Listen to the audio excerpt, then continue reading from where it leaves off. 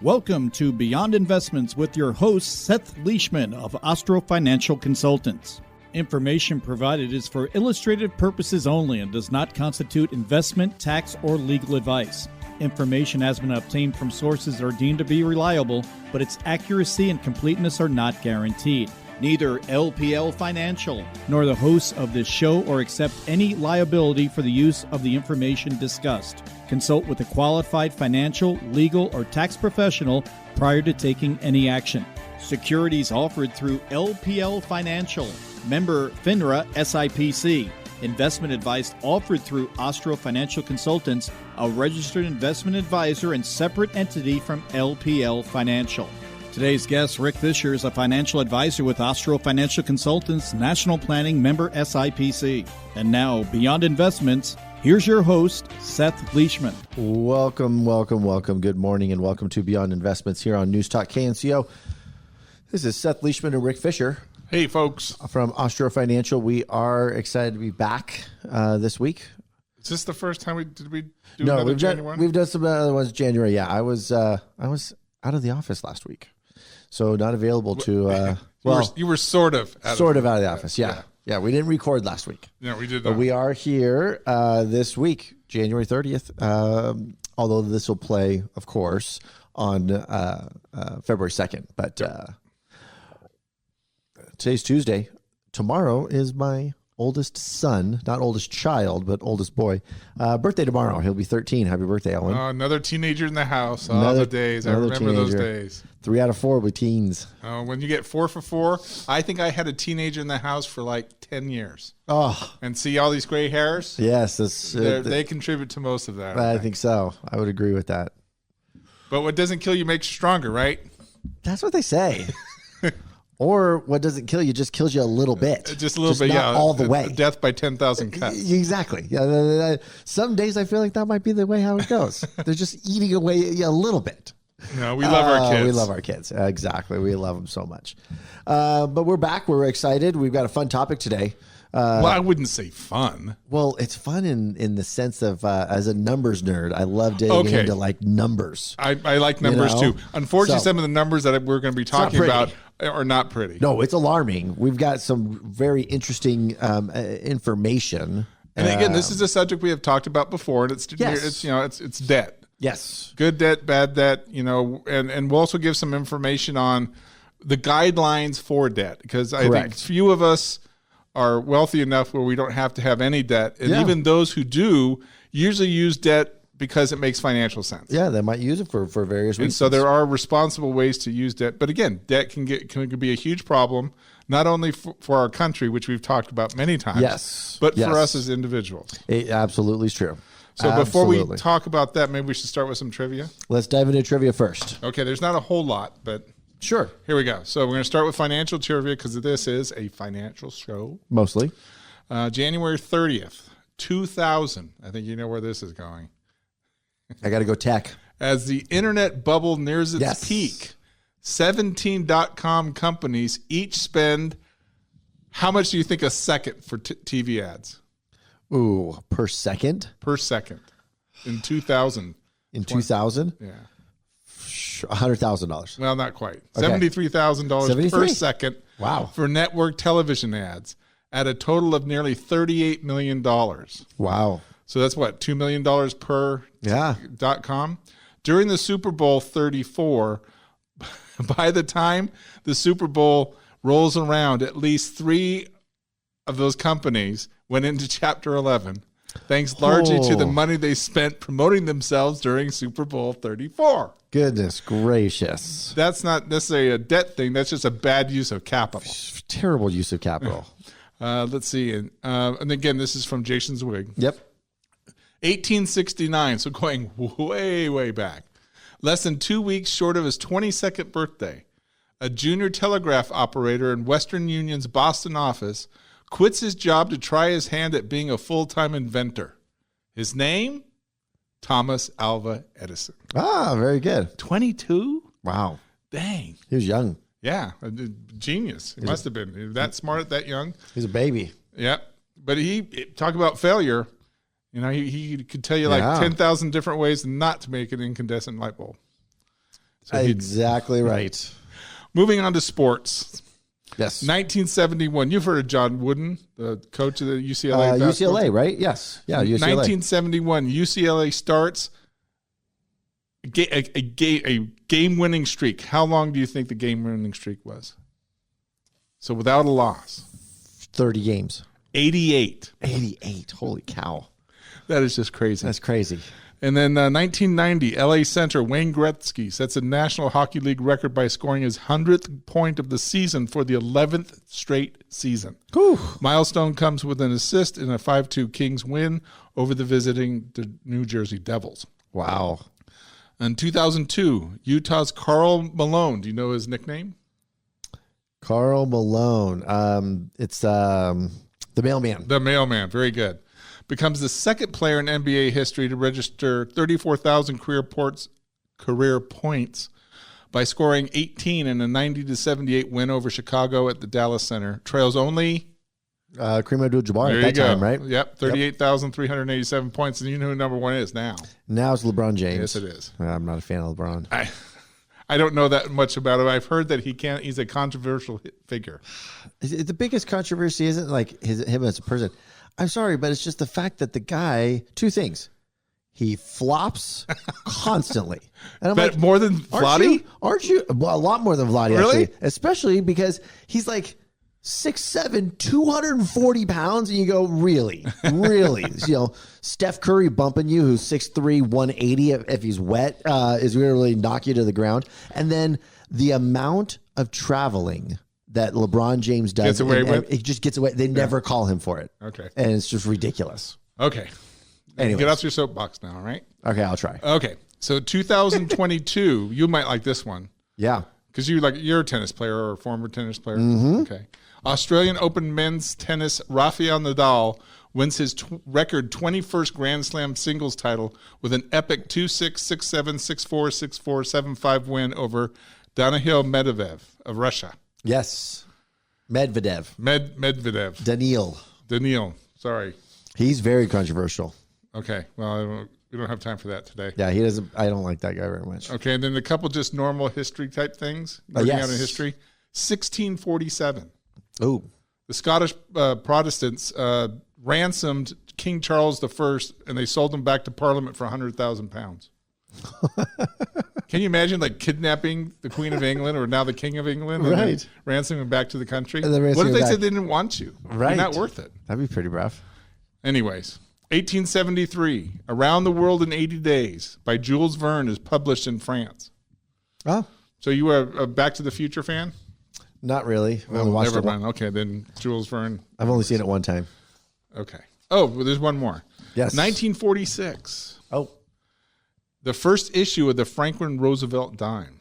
Oh, interesting. I wonder what was on the dime before. Yeah. I wasn't born yet, so I have no idea.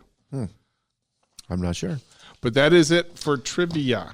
Wonderful. Wonderful. We're going to talk about some debt, real estate, student loan, some auto various loans. topics. Auto loan. We're going to talk a little bit about debt today and some of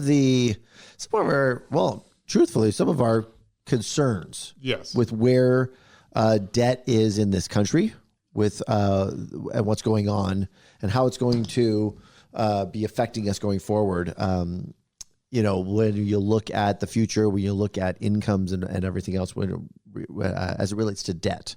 So, very interesting topic here. When we get back from break, you're listening to Beyond Investments right here on News Talk KNCO AM 830.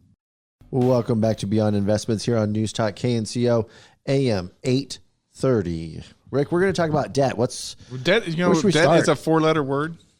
It is a 4-letter word.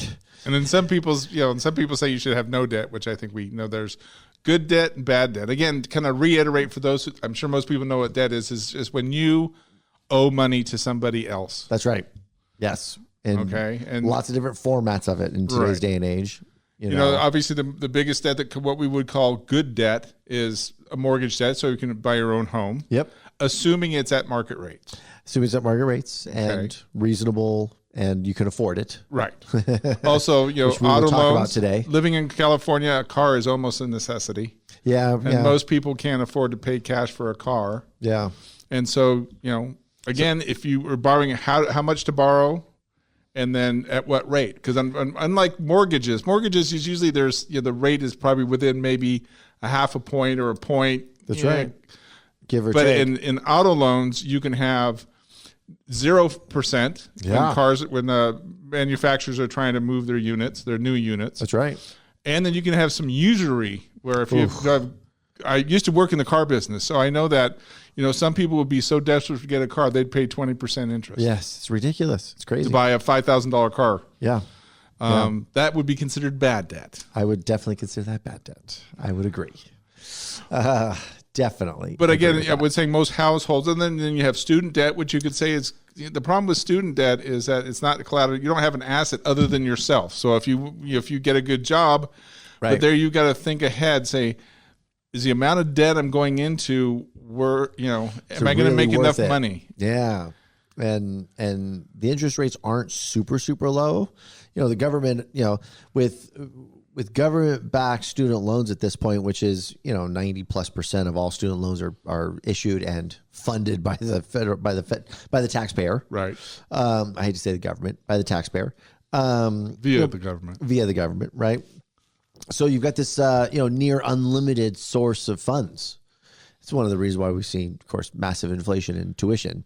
But you got to figure out, is this really worth it? Is this like, I'm going to get this degree or this education piece. Am I going to be able to get a job that has enough income to make that payment and continue to do other things in life? Again, it would require critical thinking, something that we've kind of lost touch of. Asking the question, because obviously you can say that going to college is a noble thing, and in most cases I would agree with you. Right. However, finding your way in this world, what are your skill sets? If you're more of a mental thinker, then maybe college and lawyer, not that kind. If you're really good with your hands, then going into the trades and that doesn't cost nearly as much. That's right. And provides a great living, a great living. I'll put it this way: 3 out of the 5 top highest earning individuals that I know never went to college. That is true. So, if you're really super smart, you're going to make it regardless. Exactly. But you have to make the effort. You have to use critical thinking. Okay, what are my passions? What am I good at? What does society need, or is a fungible good that is something I can sell, either a product or a consulting service or something. Your knowledge, right? Exactly, your knowledge. So, we can kind of talk about debt, let's say, at the country level from the consumer standpoint. We already know what the national debt is. Yeah, that's an obscene number, yes. And so as much as the consumers are trying to keep up with the government, there's only 17 trillion of consumer debt. Right. Where there's double that. So more than double that. Yeah, exactly. Actually it says, and this is from a few sources. This is David Strahan. Overall, the U.S. household debt has increased 4.8% from November of 2022 to November of 2023, with credit card debt at its highest increase at 16%. So why is that alarming? Well, number one, remember they were saying, after COVID, we had the COVID bump. Yes. And then we had supply issues, and then inflation came in, and everyone was worried that we were going into recession, which still hasn't happened. Right. And it kept on coming back saying, well, the consumers are still spending. And at first they said they're spending the excess COVID money. Right. That seemed to, and they said, okay, now they're using credit card debt. So that's where this is coming up. Yep. But even that can't go on forever. No, it really can't. It really can't just keep going on and on and on and on, because that stuff dries up. It's kind of ironic. Which city or which state has the highest per capita in credit card debt? What's that? Washington, D.C. You would think, and the lowest, the lowest is Missouri. Okay. So I think California's somewhere in the middle. Yeah. So apparently, Missouri people are living within their means, not driving up, not overspending. Yeah. So as we said, it's increased 4.8%. Currently, the total household debt, again, that's mortgages, auto loans, credit cards, student loans. Okay. Yep. 17.3 trillion entering into 2020, a new all-time high for the United States. Whew. The largest increase of any category we already talked about. Credit card debt swelled by almost 17%. And we've got home equity revolving credit line saw the second largest increase, growing by 8.4%. So we're still borrowing and still spending, but that can't go on forever. Fortunately, the economy has grown a little bit, but it's probably grown because of all that spending that at some point has to dry up. That's right. Unless we have policies that will make the pie bigger, which you can do. That's right. Yes, you can. You can say, hey, what's going on here? Absolutely. No. So if you are going to take on debt, yes, again, it's inevitable that we all have credit card debt, or again, you're at least holding that debt for at least 30 days. Yeah, you might. Yeah, exactly. I mean, you might, after the holidays, you might give yourself an extra month to pay it off. Our goal, the goal should always be, and this is, I have a pretty hard and fast opinion about that, is you should not carry credit card debt month after month. Right. It's just too high of interest rates to ever justify the spending. Correct. You're talking about 12, 15, 20, 25% interest rates. There are very, very few things that are worth spending money on that you then have to pay 12% interest for. Right. So an exercise I think everyone could do here is non-mortgage debt to income ratio and debt to income ratio. So yes. So you want to take your average, your monthly salary, your monthly income, and then take what your payments are. In non-mortgage, you're just going to take your payments from your credit cards, like if you have cards, student loans, autos. So what's your monthly nut on that? Yes. Divide it by your income. Yep. And you should be in this 20% or less. Yes, please. A ratio of 15% or lower is healthy. 20 or more is considered a warning sign. Very much warning sign. Okay. Now, if you add the mortgage to it, yep. Okay, debt to income ratio overall should be 28% or less. Yes. Okay. So if you want to kind of see how you're doing, that's the quick and dirty math that you can do. So again, it's your monthly income. Yep. Your monthly nut, so whatever it is, what's your car payment or car payments, your student loan payment, credit card payment, and again, it could be what you're averaging. If you pay it off every month, what's the average bill at the end of the month that you're paying off? Well, that's your spending. Okay. That's more of a spending thing. That's not really a debt payment carrying it over. So how would you do that? Because you don't want to pay the minimum. No, you don't. So you can really fool yourself.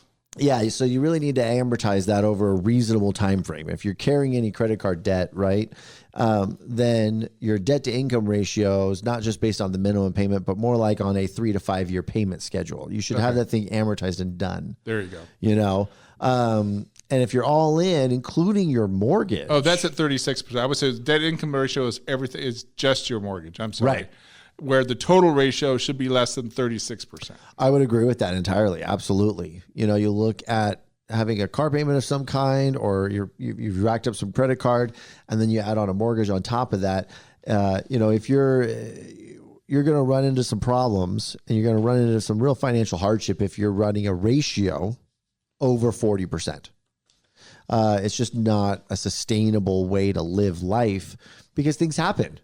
Things happen in life. Absolutely. Now, earlier we were talking about, and you gave me some statistics regarding, so back in 98, 97, 08, 09. Yes.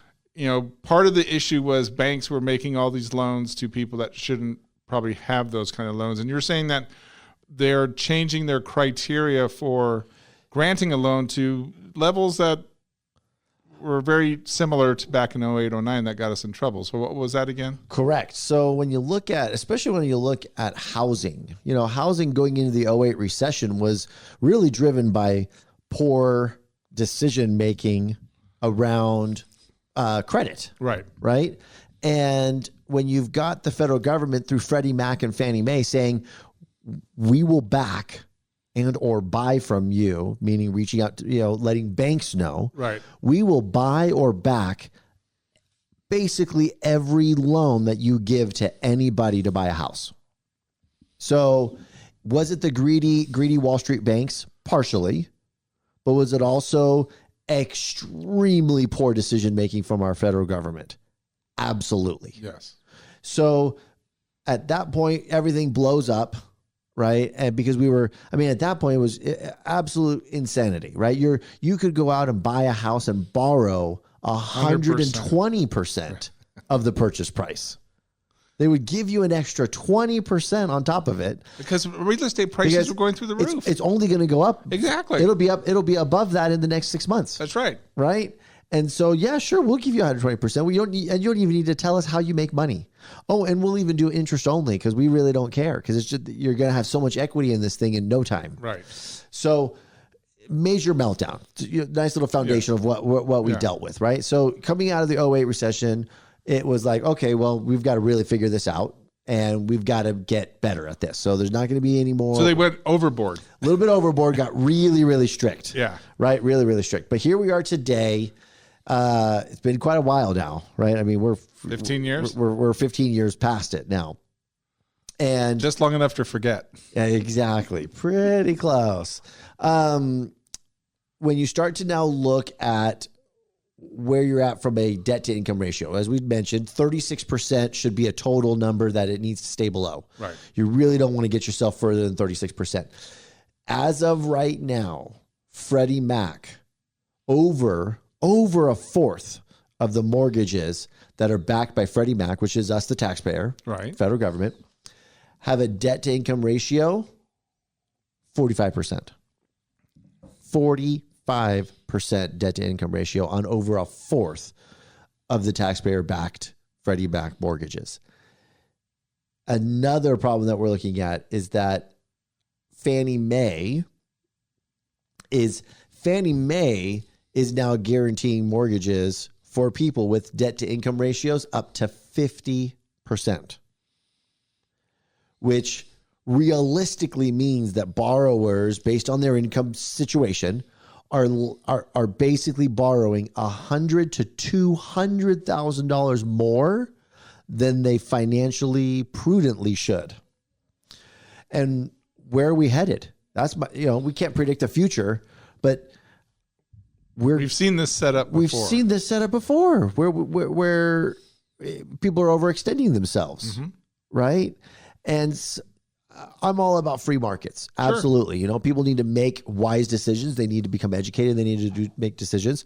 I'm not a huge fan of banning things or, heavily, saying just, well, you just don't get to. But on the one hand, though, sometimes you've got to protect the people from their own ignorance. Well, I think what probably should have happened, and people make this argument all the time, is that when this happened last time, they should have let the banks fail. Right.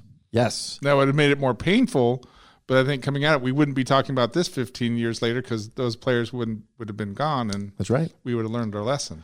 In a market that has traditionally been thought of as almost a market that can almost never go down, right? Which is San Francisco Bay Area. San Francisco Bay Area since October, which is just 4 months. Right. In 4 months, 12% of sellers, 12% of the sellers are selling below their purchase price. They're underwater. Not below their asking price. Okay. They're selling, 12% of sellers are getting less than what they paid for the house. They're losing money on the deal. Losing money on the deal. And nationally, since October, housing prices down 13%. Wow. And so if you think about that, when the average mortgage from Fannie Mae only requires a 2% down payment, prices go down by 13, you're now 11% underwater. Yep. Just right away. And with the skyrocketing, obviously we've seen it here in Nevada County, skyrocketing costs of property insurance, right? If you can get it. If you can even get it, right? It's going to cause housing costs to just continue to go up. So even if you bought your house and you have a fixed rate mortgage, that doesn't mean that your property taxes don't go up every year and that your property insurance doesn't have the possibility of going up on a regular basis. And so then you add on the, as we've talked about, 43 million individuals with over $1.6 trillion of student loans. Student loan payments are essentially not considered when applying for a mortgage. A government-backed mortgage, they essentially don't care about your student loan payments or your student loan debt amounts either. How can we do this again? I mean, we're just painting this picture, everybody, that we're getting this into that. the biggest thing is that I can say, right? One of the biggest things is if your grandchildren have student loans, please don't let them get down this road where they're through somewhat of ignorance, but just that they allow themselves to get down the road where they buy a house regardless of their student loan payment and the student loan debt amount, and allow a bank or an institution like that to say, well, we don't even need to worry about that. That's down the road.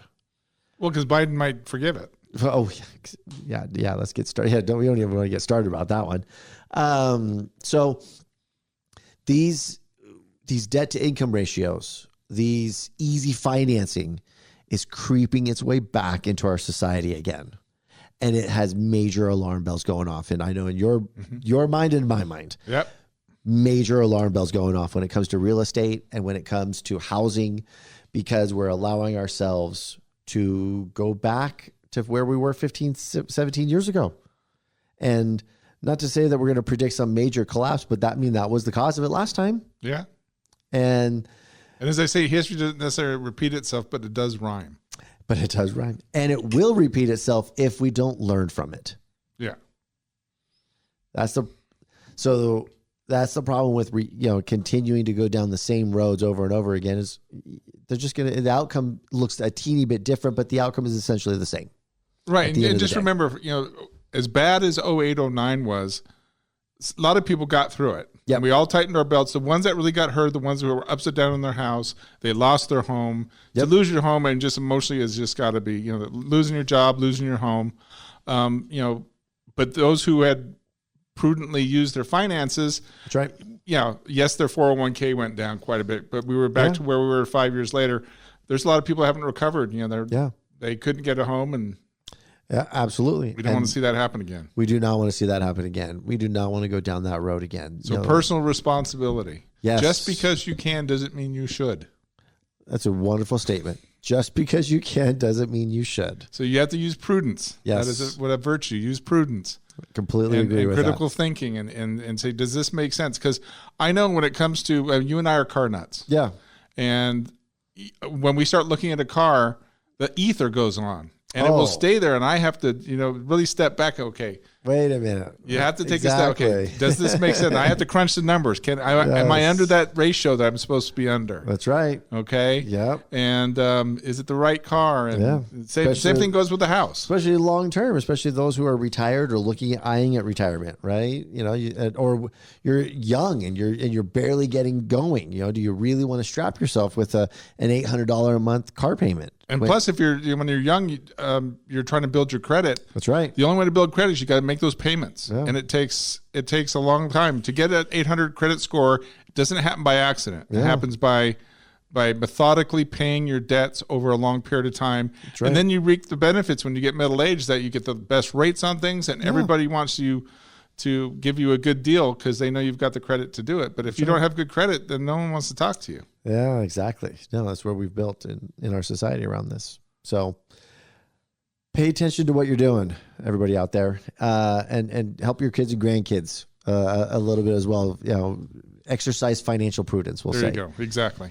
As always, you can go to our website as we wrap up today, our website, austrofinancial.com. You can click on the news link and download or stream previous shows. And as always, you can give us a call at 273-4425 and come experience the difference when you think beyond investments. Bye, folks. Information provided is for illustrative purposes only and does not constitute investment, tax, or legal advice. Information has been obtained from sources that are deemed to be reliable, but its accuracy and completeness are not guaranteed. Neither LPL Financial nor the hosts of this show or accept any liability for the use of the information discussed. Consult with a qualified financial, legal, or tax professional prior to taking any action. Securities offered through LPL Financial. Member FINRA SIPC. Investment advice offered through Ostro Financial Consultants, a registered investment advisor and separate entity from LPL Financial.